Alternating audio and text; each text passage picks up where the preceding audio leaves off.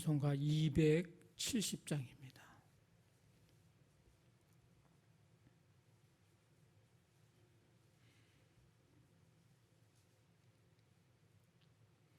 변찮는 주님의 사랑과 거룩한 보혈의 공로를 우리 다 찬양을 합시다.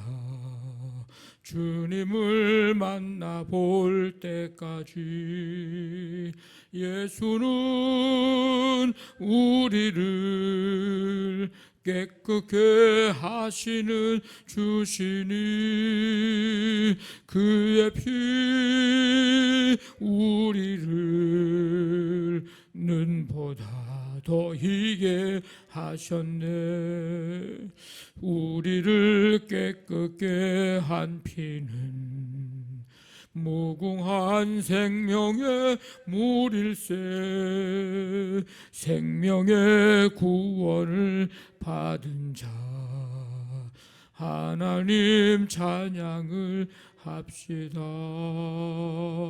예수는 우리를 깨끗게 하시는 주시니 그의 피 우리를 눈보다 더 희게 하셨네. 주님의 거룩한 보혈을 날마다 입으로 간증해 담대히 싸우며 나가세. 천국에 들어갈 때까지 예수는 우리를 깨끗게 하시는 주시니 그의 피 우리를 눈보다 더 희게 하셨네. 십자가 단단히 붙잡고 날마다 이기며 나가세. 머리에 면류관 쓰고서 주 앞에 찬양할 때까지 예수는 우리를 깨끗게 하시는 주시니 그의 피 우리를 눈보다 더 희게 하셨네. 아멘. 하나님 아버지, 주님의 크신 은혜로 오늘도 우리에게 한날의 삶을 주시고 이 시간 주 앞에 나와 변치 않는 주님의 그 사랑 찬송하게 하시고 아버지 하나님 주님을 바라볼 수 있고 또 십자가 바라보며 아버지 하나님 든든히 십자가 붙들 수 있는 은혜와 은총의 시간을 허락해 주시니 감사를 드립니다. 우리를 향하신 그 사랑을 십자가에서 확정해 주셨는데 아버지 하나님 그 사랑 잊지 않고 기억하며 감사하고 찬송하며 예수 그 이름 붙들고 아버지 날마다 이기며 나아가는 우리의 삶이 될 수 있도록 하나님 우리에게 믿음을 더하여 주시기를 원합니다. 아버지 하나님께서 이제 주의 몸된 교회를 세우시고 함께 하심을 감사드리며 어렵고 힘든 이때에 더욱더 주님 온전히 주님을 신뢰하고 눈을 들어 주를 바라보며 우리의 눈, 우리의 마음, 우리의 생각을 주님께 고정시켜 나아갈 수 있도록 주님께서 도와주시기를 원합니다. 그래서 좌우로 치우치지 않고 아버지 하나님 굳건히 믿음의 경주를 다해 달려갈 수 있는 우리 믿음의 용사들이 다 되게 하여 주시옵소서. 이 무더운 계절에 성도들 한 사람 한 사람 영과 육을 강하게 붙잡아 주시고 삶의 현장에서 아버지 하나님 일하며 애쓰고 수고하고 땀 흘리는 모든 일들마다 수고한 대로 결실하고 열매 맺을 수 있도록 하나님 도와주시며 보이지 않는 손길로 우리를 붙드시고 든든하게 견고하게 7번 넘어질지라도 다시금 일어나게 하시는 주님의 그 은혜와 능력을 힘입고 날마다 담대하게 아버지 살아가는 우리의 삶이 되게 하여 주시옵소서.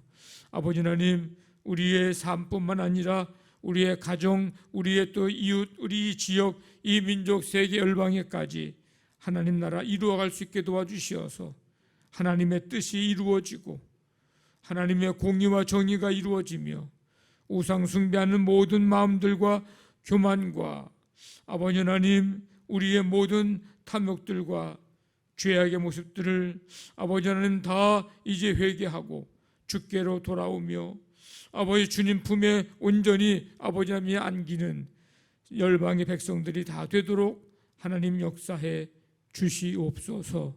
오늘 한날의 삶을 주께 맡깁니다. 주님 인도해 주시며 이제 오늘부터 시작되는 중고등부 수련회 2박 3일 동안 주님께서 함께 해 주셔서 아버지 하나님 그 시간 아버지 개회 예배부터 폐회 예배까지 하나님의 은혜로 충만하게 도와주시고 십자가 예수 그리스도 말씀이 온전히 임하는 시간이 되게 하여 주시옵소서. 주께 맡기옵고 예수님의 이름으로 기도하옵나이다. 아멘. 데살로니가전서 5장 1절부터 3절까지. 데살로니가전서 5장 1절부터 3절까지 우리 한 목소리로 1절부터 3절까지 같이 읽겠습니다. 형제들아, 때와 시기에 관하여는 너희에게 쓸 것이 없음은 주의 날이 밤에 도둑같이 이를 줄을 너희 자신이 자세히 알기 때문이라. 그들이 평안하다 안전하다 할 그 때에 임신한 여자에게 해산의 고통이 이름과 같이 멸망이 갑자기 그들에게 이르리니 결코 피하지 못하리라. 아멘. 바울은 4장에서 시작한 이 재림에 대한 내용을 이제 좀 보다 자세하게 이제 서술을 하고 있습니다.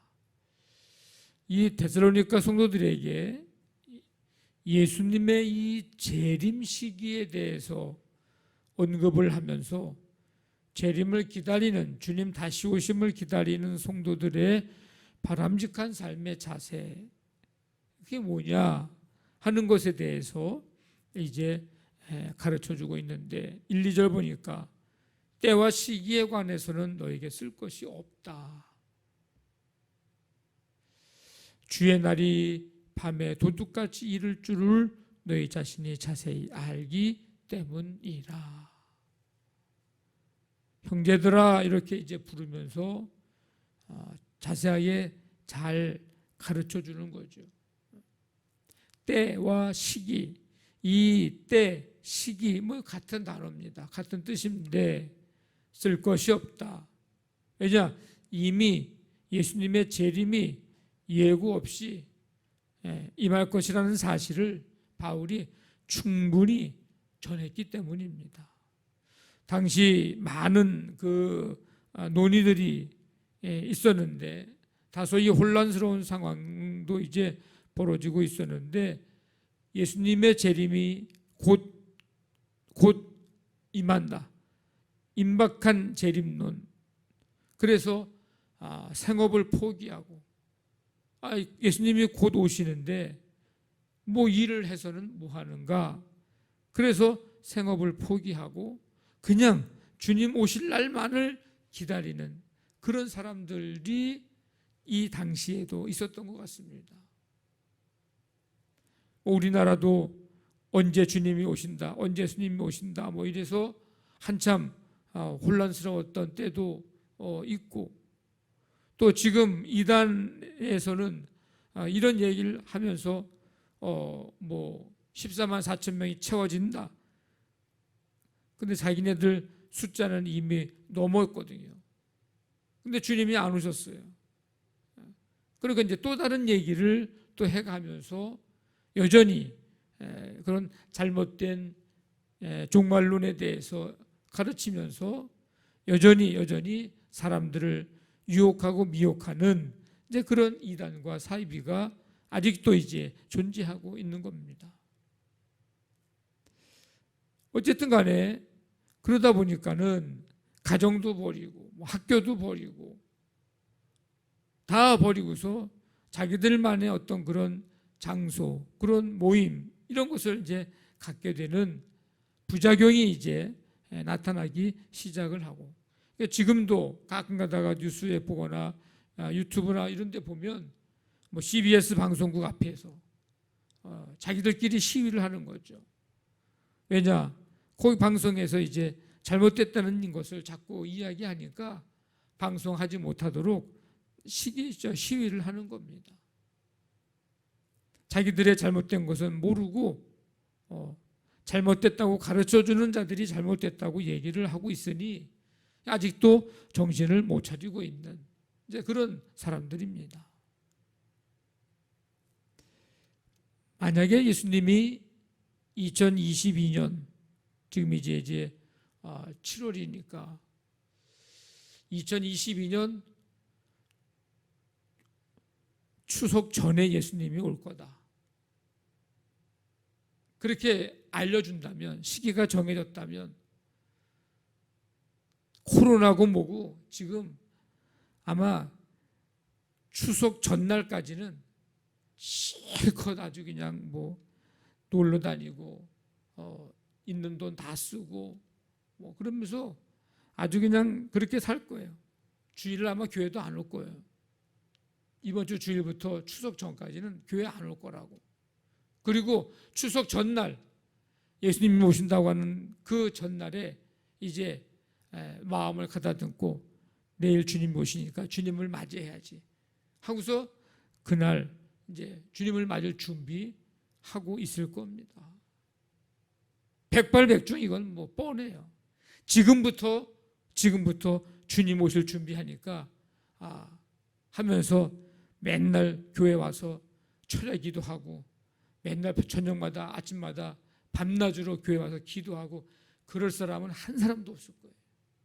예수님이 언제 오신다고 날짜가 정해지고 우리한테 알려줄 수 있다면 현재의 삶을 다 포기할 거예요. 공부해서 뭐하냐, 일해서 뭐하냐 이러면서. 그게 우리의 인간의 모습이에요. 하나님의 뜻은 그런 게 아닙니다. 하나님의 구속사는 그리스도의 재림으로 완성될 것이지만 그 정확한 시기에 대해서는 알 수 없습니다. 그날과 그때는 하늘의 천사도 모르고 아버지만 아시고 아버지의 고유한 권한이시다. 따라서 불신자들에게 주님의 재림은 뭐예요? 돌발적인 사건이에요. 예고 없이 도둑처럼 임하는 사건이라고. 아니 벌써 오셨냐고. 그때 언제쯤 오신다 그러지 않았냐고. 그때 오실 때쯤 돼서 우리가 맞이하려고 그랬는데 벌써 오시면 어떡하냐고 아마 이렇게 얘기를 할 겁니다. 아무런 준비 없이 자기 시간 다 보내다가 결국은 고난과 고통만 당하게 될 것입니다. 그들이 평안하다 안전하다 할 그때 임신한 여자에게 해산의 고통 이런 것 같이 예고 없이 오는 거죠. 멸망이 갑자기 그들에게 이르리니 결코 피하지 못하리라. 반면에 불신자들은 그렇고 반면에 성도들은 항상 깨어 주님 오실 날을 기다리고 예비하는 사람들. 그래서 정확한 어느 날짜를 우리는 중요한 게 아니에요. 주님 다시 오신다고 하는 분명한 믿음만 있으면 언제 오시는 게 중요한 게 아니야. 왜? 언제 오셔도 늘 깨어 있으니까 갑자기가 아니라고. 갑자기가 아니에요. 1시간 후에 오셔도 갑자기가 아니야. 왜? 우리는 항상 깨어 기도하면서 주님 오실 것을 기다리고 있었던 사람들이기 때문에 기다리는 사람은 갑자기가 아닙니다. 언제 오셔도 예고하고 오시는 거나 마찬가지예요. 주님이 언제 오시든 기쁨으로 맞이할 수 있도록 늘 깨어 기다리며 준비하는 삶, 주님을 향한 믿음이 굳건해서 주님을 기쁨으로 맞이할 수 있는 삶, 우리 모두가 그런 삶이 되기를 원합니다. 예수님은 갑작스러운 심판을 언급하시면서 노아의 심판을 말씀하신 적이 있습니다. 마태복음 24장에서 이 종말에 대해서 얘기를 하실 때 하나님의 심판 갑자기 임할 것이며 결코 피할 수 없을 것이다. 누구나 예상하지 못한 일을 겪으며 살아갑니다. 아무런 준비 없이 손님을 맞기도 하고 갑자기 사고를 당하기도 하고 주님의 재림 역시 마찬가지입니다. 우리 모두 안일하게 안전하다, 평안하다 그런 안일한 삶이 아니라 늘 깨어서 언제나 준비하는 삶, 늘 그래서 주님의 재림을 염두에 두고 살고 있는지를 우리는 항상 점검해야 합니다. 주님 다시 오심에 대한 분명한 믿음 가지고 재림의 주님 오심의 시기를 정확하게 아는 것보다 더 중요한 것은 주님의 재림에 대한 분명한 믿음, 재림신앙, 종말론적인 신앙을 가지고 믿음과 확신을 가지고 사는 것이 중요하고 언제 오시더라도 기쁨으로 주님을 맞이할 수 있는 깨어있는 삶이 중요한 삶입니다. 오늘 우리 찬송했듯이 끝까지 견고하게 주님 붙들고 십자가 든든히 단단히 붙들고 말씀 온전히 붙들고 또 말씀에 붙잡혀서 믿음으로 이 경주를 다해 끝까지 달려가며 마침내 승리자가 돼서 주님 앞에 승리의 개가를 부를 수 있는 우리 모두가 되시기를 주님의 이름으로 간절히 축원합니다. 아멘. 말씀 붙들고 기도하시고 교회를 위해서 기도하시고 이제 오늘 1시 반에 중고등부 수련회 개회 예배가 시작이 됩니다. 가정사업장 직장 자녀들 위해서 기도해 주시고 이제 치유를 위해서 이 나라 이 민족과 우리 북한 땅과 세계 열방의 하나님 나라 이루어지도록 이제 우리 간절한 마음 가지고 우리 함께 기도합니다. 하나님 아버지 감사합니다. 오늘도 주께 소리를 부르시고 이 시간 주 앞에 나와 찬양과 경배드리며 데살로니가 교회 성도들에게 다시금 재림에 대한 신앙에 대해서 자세하게 가르쳐주는 말씀을 오늘 함께 살펴봤습니다. 오늘 이 시대에 우리가 가져야 될 또한 주님을 기다리는 자들로서의 삶의 모습이 어떠해야 하는지를 깨닫게 해주시니 감사합니다. 늘 깨어 주님을 기다리며 주님 맞이할 준비하며 사는 삶 되게 도와주시기를 원합니다. 아버지 십자가 든든히 붙들고 말씀 붙들고 주님 붙들고 온전히 주께 붙잡혀서 살아가는 우리 삶이 되게 하여 주시옵소서. 이 시간 말씀 붙들고 기도하고 교회를 위하여서 중고등부 수련회 아버지 오늘 가정사업장 직장 자녀들 연약한 성도들의 치유를 위하여 이 나라 이 민족과 북한 땅과 세계 열방을 위해서 아버지 하나님 기도의 제목들을 가지고 기도할 때에 우리의 간구를 들으시고 주님 응답해 주시옵소서. 하나님의 뜻만 하나님의 역사만이 나타나게 하여 주시옵소서. 함께 해주실 줄로 믿습니다.